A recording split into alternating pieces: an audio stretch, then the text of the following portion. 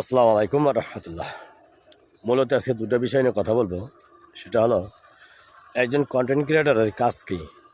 প্রিয় ভাই, একটা কন্টেন্ট যখন আপনি আপলোড করবেন বা একটা কন্টেন্ট যখন তৈরি করবেন, তখন শুধু এইটুকু কথা মনে রাখবেন, একজন কন্টেন্ট ক্রিয়েটরের কাজ ফেসবুক বা পেজ বিষয়ে কথা বলা, বা পেজের নতুন নতুন যে আপডেটগুলো আসে সেই আপডেটগুলো নিয়ে সামনে সাজেশন দেওয়া বা নতুনদেরকে উদ্যোগ দেওয়া।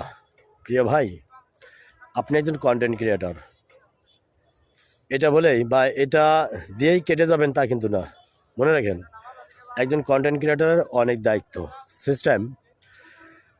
আমি একজন কন্টেন্ট ক্রিয়েটর, মূলত আমার বিষয় আমি কোন বিষয় নিয়ে কথা বলবো, কোন বিষয়গুলো তুলে ধরবো, এবং কোন বিষয়গুলো তুলে ধরলে আমার ফ্যান ফলোয়াররা বা অন্য অন্য দর্শকরা দেখবে।